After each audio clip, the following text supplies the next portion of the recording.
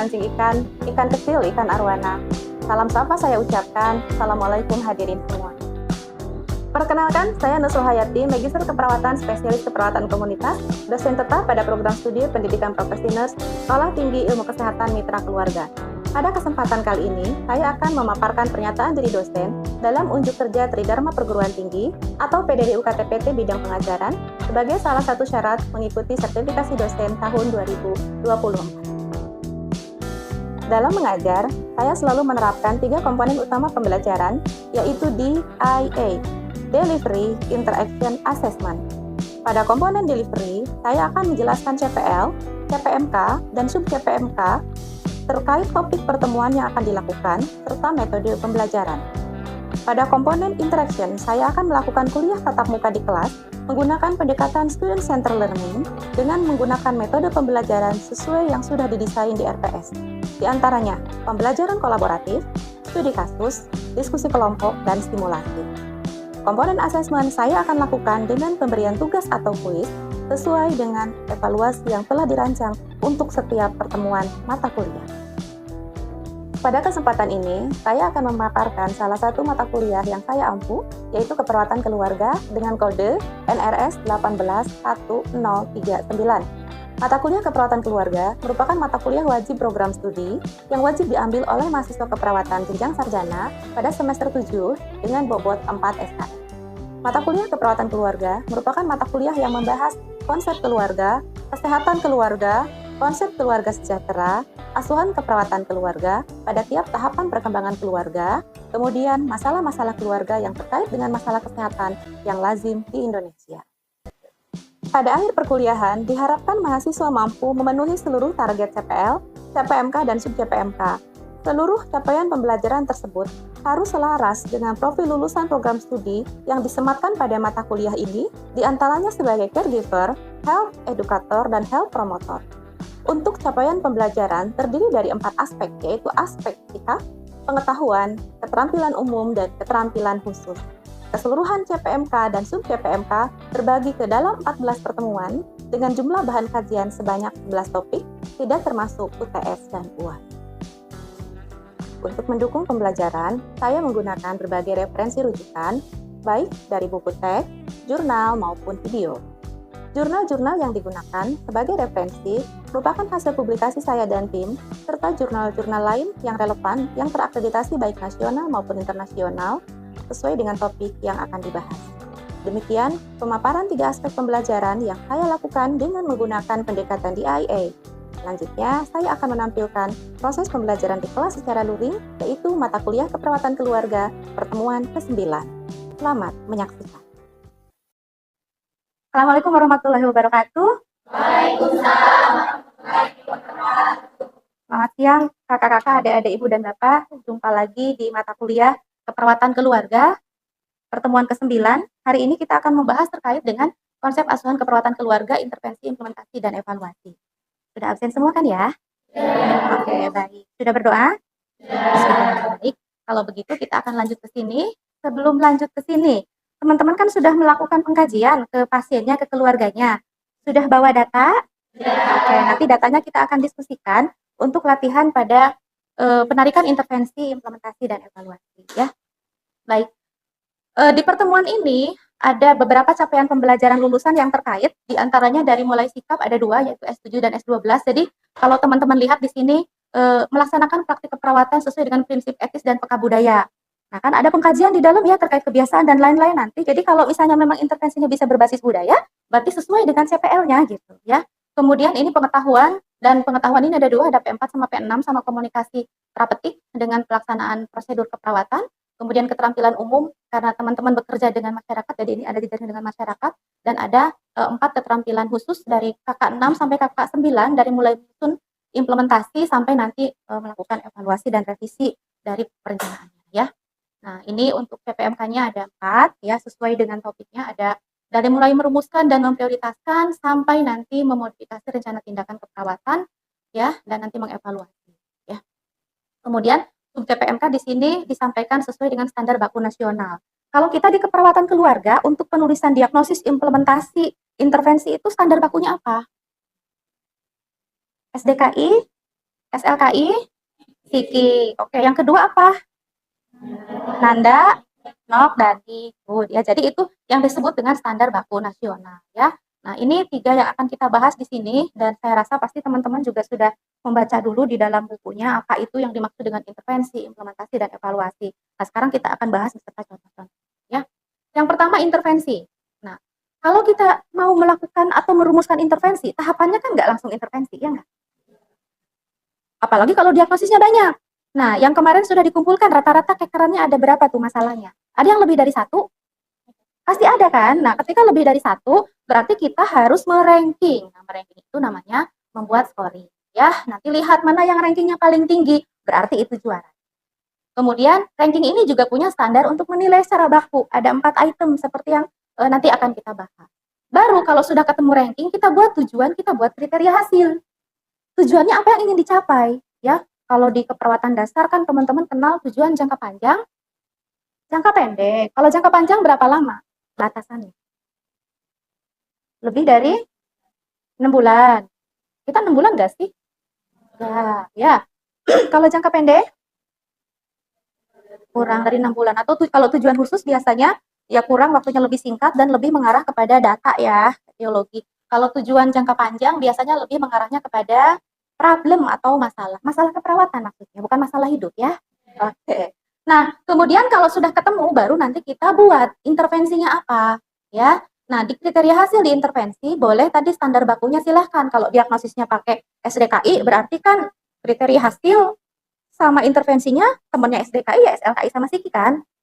Tapi kalau diagnosisnya teman-teman pakai Nanda, maka kriteria hasilnya pakai NOP dan NIK untuk intervensinya. Tolong jangan dicampurkan. Gitu ya, seperti itu. Nah, sekarang kita mulai dengan prioritas diagnosis. Kita punya 4 item yang dinilai sesuai dengan tadi standar bakunya. Ini kriterianya, masing-masing ada 3 ya. Ini adalah skor untuk setiap kriteria. Jadi misalnya contoh untuk sifat masalah, kalau dia aktual ya 3.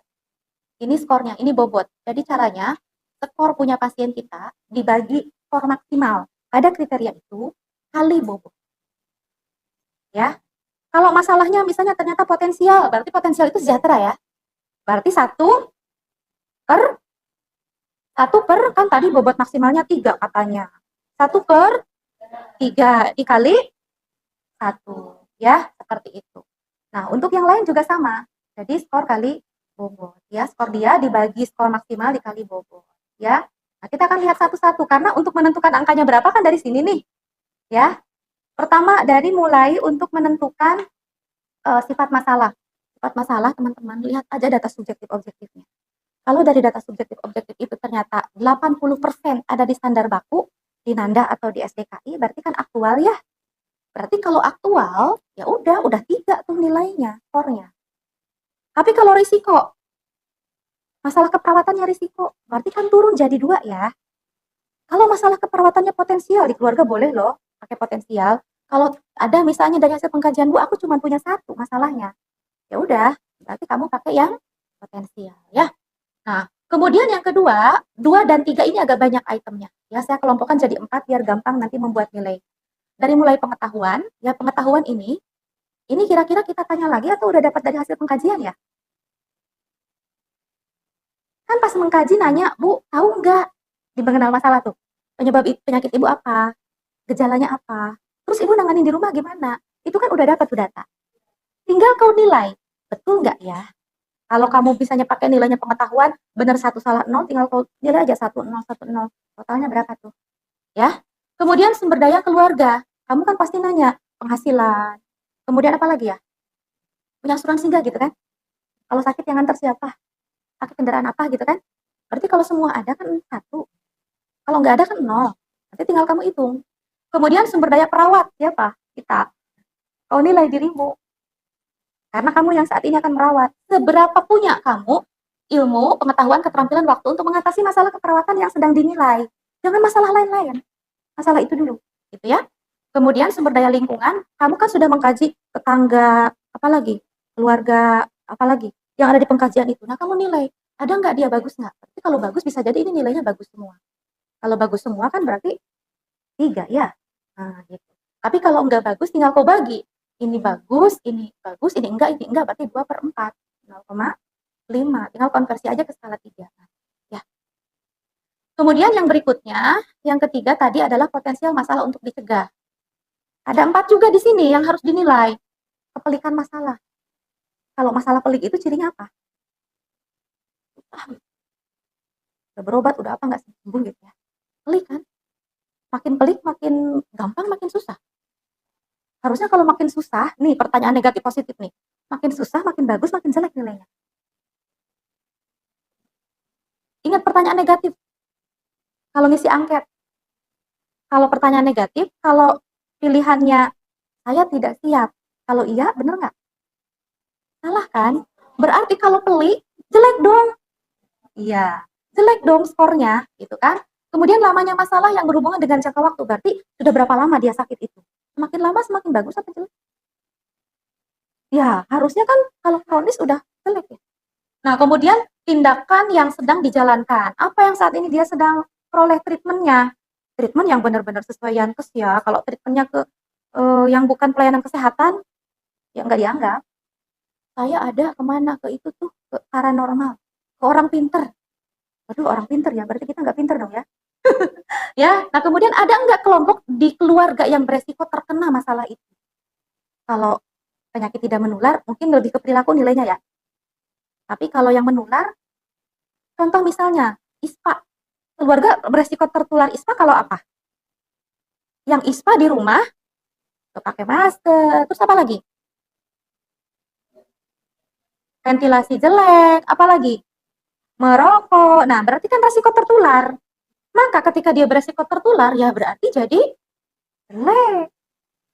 Pasti mikir gini, aduh Bu, kan kalau yang ranking itu kalau nilainya bagus Bu, berarti dia nggak bisa jadi ranking kalau semuanya jelek. Tolong ingat bahwa keperawatan keluarga itu fokusnya promotif preventif. Kalau memang harus dirujuk, ya sudah bukan milik kita lagi. Milik siapa? Milik rumah sakit, KM, BKGD gitu ya, rujuklah. Gitu ya, seperti itu. Jadi kalau dia sudah parah kemudian ada komplikasi, masa kita tanganin di rumah? Kan nggak boleh ya. Gitu. Nah, kemudian ini semua bisa dapat datanya dari pengkajian. Makanya kalau pengkajiannya lengkap, di pengkajian 5 tugas kesehatan itu, teman-teman bisa nih untuk menarik ke sini. Kemudian keempat, menonjolnya masalah. Kalau ini ditanya, berarti kan sebenarnya di pengkajian yang kedua ya, memutuskan tindakan yang tepat. Ini kalau begini nih, Bu, Pak, langsung dibawa ke rumah sakit atau dibawa kemana? Kalau jawabannya dia langsung, berarti skornya bagus ya. Kalau jawabannya dia antar aja, berarti kan turun tuh skornya. Gitu ya, seperti itu. Nah, ini Bu Arti kasih contoh. Jadi contohnya ini yang ditulis di sini. Kalau di sini kan di rumusnya ada tiga-tiganya. Nggak usah kau tiga-tiganya tulis ya. Yang ada di pasienmu saja. Yang mana? Ya, misalnya di pasiennya masalahnya aktual nih. Kamu tulis aja yang aktual di situ. Baru kemudian skornya dihitung berapa? Dikalikan bobot. Tuliskan di sini data pembenarannya. Apa datanya? Ini kan bisa ambil dari DSDO ya. Itu. Kemudian untuk yang kemungkinan diubah juga sama, dihitung dulu. Kayak tadi berapa skor dia, dibagi skor maksimal, dikali dikali bobotnya berapa, hasilnya berapa. Baru ininya nanti hasil pengkajiannya ditulis di sini. Gitu ya. Nah, kenapa ini titik-titik contohnya? Ini sebetulnya harusnya apa hasil dari artikel yang sudah kau cari? Kamu sudah punya pengetahuan apa untuk mengatasi masalah itu? Misalnya contoh di sini ada yang punya diagnosis keperawatan apa pada pasien apa? Hipertensi. Hipertensi diagnosisnya apa? Defisit pengetahuan. Oke, defisit pengetahuan. Harusnya kalau kita menurut evidence base yang kita tahu hipertensi diapain? Pasienmu hipertensinya karena apa?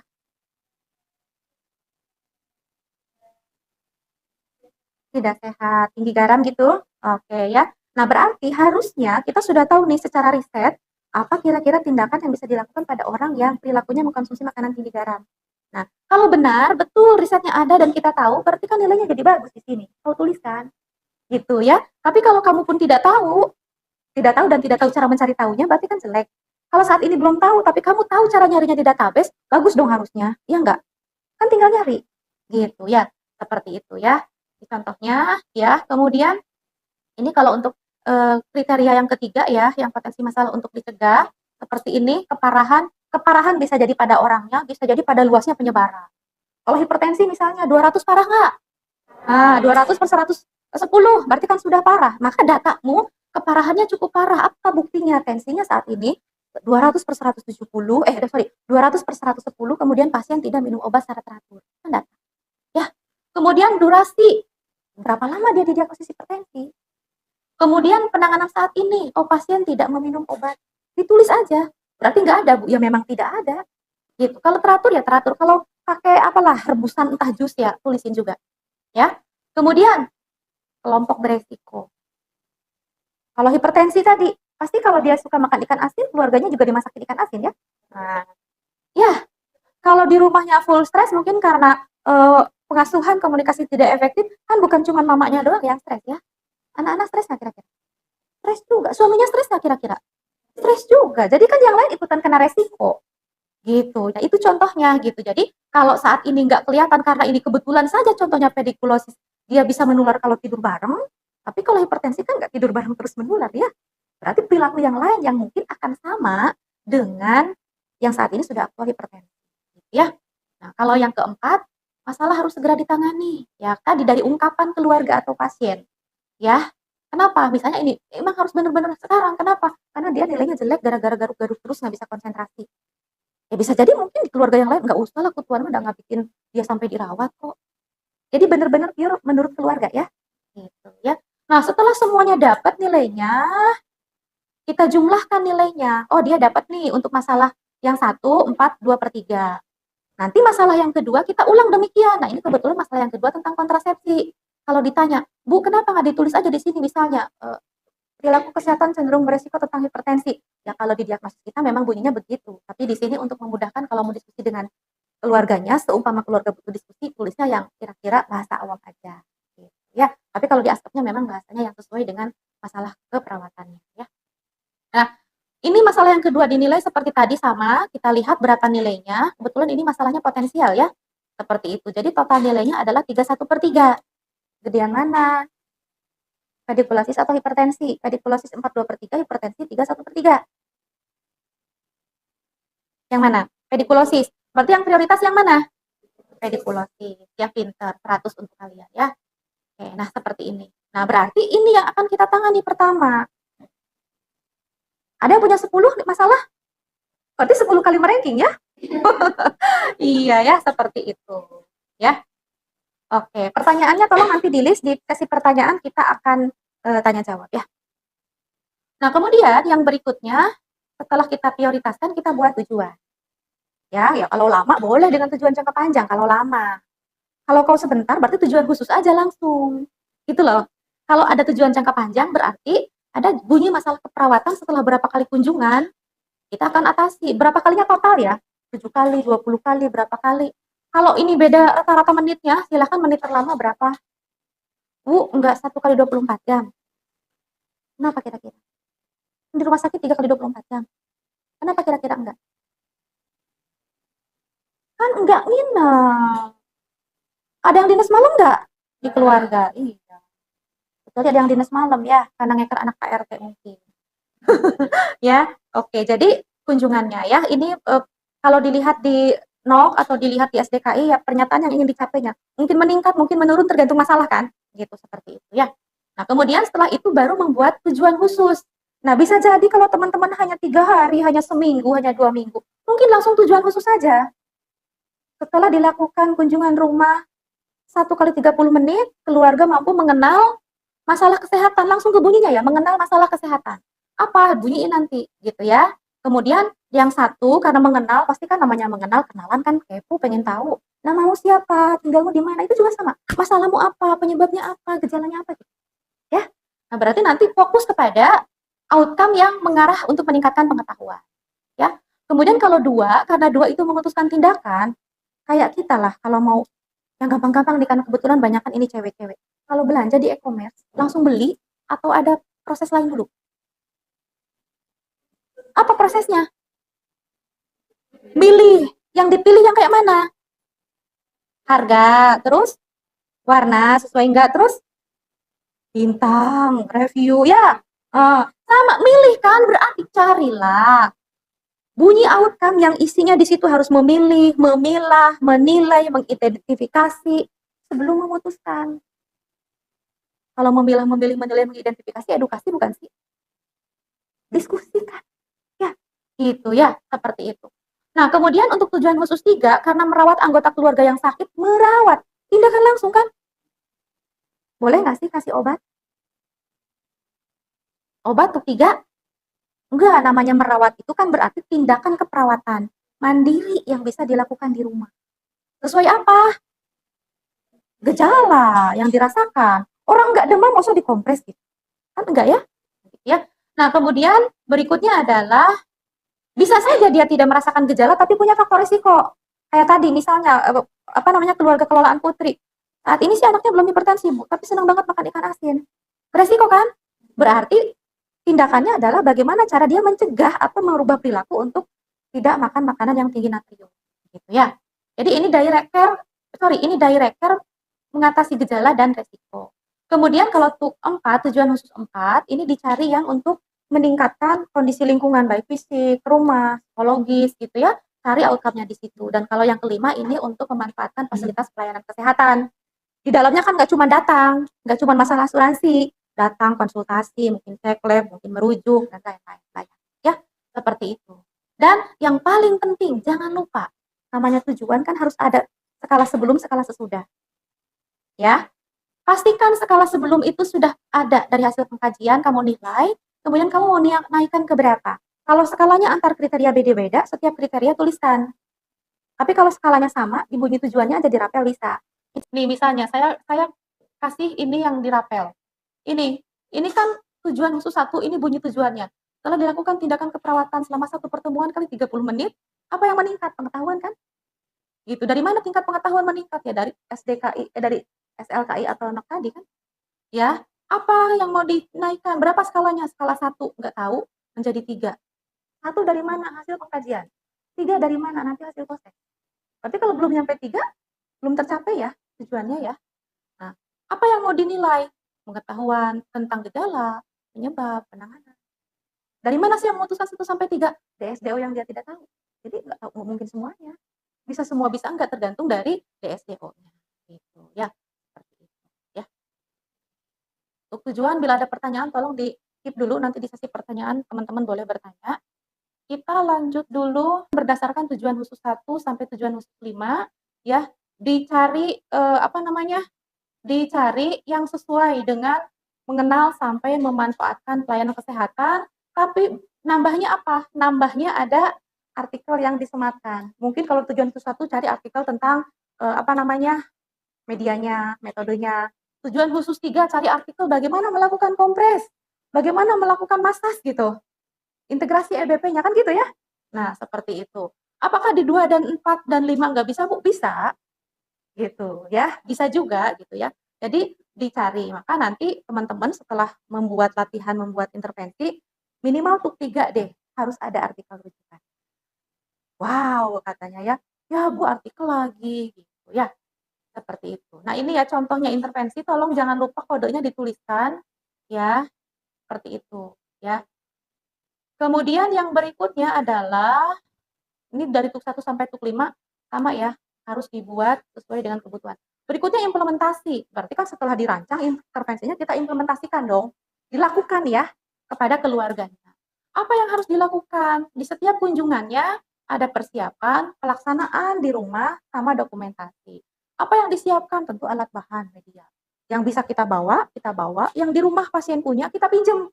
Jangan bawa kompor, bawa pisau, bawa blender, kalian aja bawa kasur, saya bilang gitu. Ya, seperti itu. Kemudian cari tadi jurnal yang kredibel, ya. Kemudian jangan lupa tektokan dulu sama keluarga, mau datang kapan, jam berapa, di mana. Kalau ada supervisornya jangan lupa janjian sama supervisor juga, ya. Kemudian kalau sudah oke, datang ke rumah kan. Nah, fasenya dari pembukaan, inti, penutup. Mirip kayak komunikasi terapeutik ya. Nah, gitu kan. Pembukaan, inti, penutup. Berapa lama, Bu? Lihat di standar kalau pakai NIK. Setiap intervensi kan punya standar waktu. Minimal segitu. Kalau sudah lebih dari segitu sih biasanya udah gosip sih. Ya, gitu. Beresin dulu sebelum gosip sesuai dengan standar waktunya. Ya, nah langkah-langkah ini bisa jadi tadi juga mengacu kepada artikel yang kamu rujuk. Dan terakhir kalau udah selesai baru didokumentasikan implementasi evaluasinya. Setiap kunjungan, setiap tujuan khususnya. Pertanyaannya, 1, 2, 3, 4, 5 harus ngurut nggak? Enggak kan? Tergantung here Apa itu here and now? Keadaan sekarang saat dikaji. Kan pas kau datang pasti nanya, apa yang Bapak Ibu rasakan saat ini?